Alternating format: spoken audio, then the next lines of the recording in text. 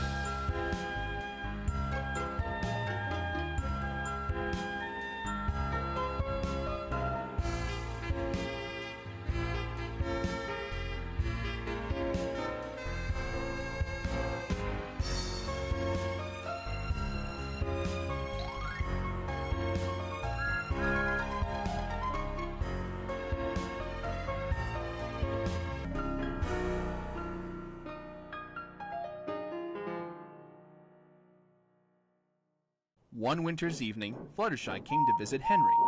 She had important news for him. We'll have to be out early tomorrow morning because we're going to take the Flying Kipper. Oh, don't tell Gordon about this yet, but I think if we pull the fish train nicely, Sir Topham Hatt will let us pull the Wild Nor'Wester. Also, the special coal we've been giving you has improved your work. Hurrah!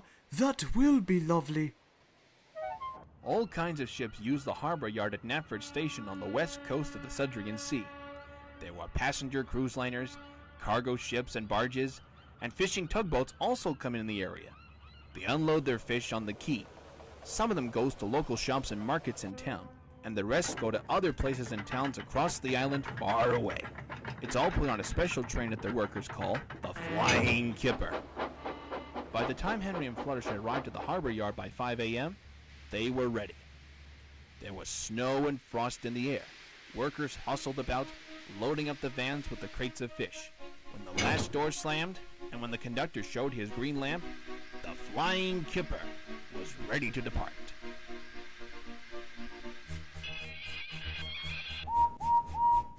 Come on, don't be silly. The van shuddered and groaned as Henry inched forward out of the yard. Yikes. All right.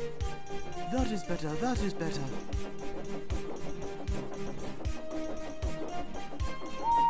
Thick clouds of smoke and steam shot from his funnel into the cold air, and the light from his fire shone brightly in the dark.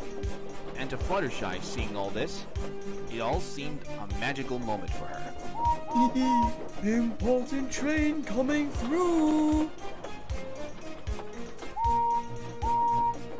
They were going very well. Soon the light grew better, and the signal lights always shone green as they passed through. Then outside of Crosby, a yellow signal appeared just in front of them. Just as Fluttershy was preparing to stop, she then saw that the home signal was down. Okay, Henry, all clear for the rest of the way. They didn't know that the points from the main line to a siding were frozen, and that the signal should have been set at danger, but a recent snowstorm the night before had forced it down. Meanwhile, a goods train was waiting in the siding outside Crosby to wait for the Flying Kipper to go by, and its driver and fireman were drinking warm cocoa with the conductor in the brake van. You get back out there, Jasper, because the Kipper is due any minute. Who cares, bloke? This is the best cocoa I've ever had in a long time. Just then, the driver got up. Come on, Jasper, old chum. Back to our engine. We've got a schedule to keep. They got out, just in the nick of time. Bubbling boilers! What? What is it, Henry? No time to explain. Jump out of here or you'll be killed. Go now!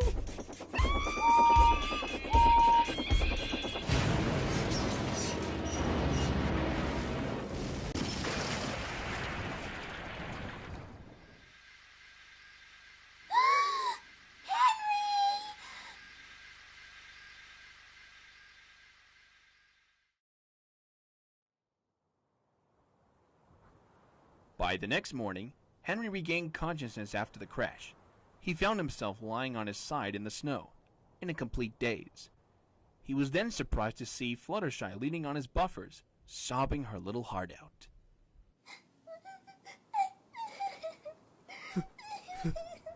Fluttershy, is that you? Henry, you're alive. Are you all right? I may have suffered a few dents on my boiler, but otherwise I'm fine. How did the Flying Kipper do? Is it still intact? I'm sorry, Henry, but our train got splintered in the impact. It's all destroyed. Oh, that's a shame. Now the fish will be spoiled. There, Fluttershy. It's only a trainload of fish. Nothing to cry over. It's not that. You got hurt trying to save me, and now they're going to take you away to be scrapped. Well then, I guess that's the way it has to be. Oh, this is all my fault. I should have applied the brakes sooner. Then you wouldn't have gotten hurt. Fluttershy, listen to me. No matter what happens to me, you will always be the best pony friend I ever had. But Fluttershy just went on sobbing as Henry continued to comfort his Pegasus friend. About an hour later, James and Rudy had brought the breakdown train to help clear away the mess. Just then, Sir Topham Hatt came to see them both. The signal was down, sir. Please, sir, don't take Henry to the scrapyard. If he hadn't alerted me about the freight train and the sighting, I would have been killed. He saved my life. Please spare him. Don't worry, Fluttershy. That's already been taken care of. I would never scrap Sodor's strongest goods engine.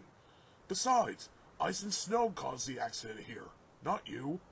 I'll be sending him to Crew, a fine place on the mainland for sick engines like Henry. Oh, thank you, sir. But what about Henry's cracked boiler? Even if it's fixed, he'll still need the expensive Welsh coal. Oh, don't worry. I already have an idea about how to fix that. Henry liked being at Crew during the winter months, but was glad to come home again when springtime came. He was given a brand new boiler equipped with a larger firebox so he wouldn't need the expensive Welsh coal anymore. Fluttershy was so proud of Henry's new shape, it was like he never changed at all. Then he saw that a crowd of people were waiting at Vickerstown Station to see him arrive in his new appearance. He looked so splendid and strong that they gave him 3 cheers. But the one who cheered the loudest was surprisingly Fluttershy. Thank you very much. I'm sorry to say that a lot of little children were often late for school because they've waited to see Henry and Fluttershy go by. They often see them pulling the Wild Nor'Wester, and they've done it so well that Gordon grew jealous. But that's another story.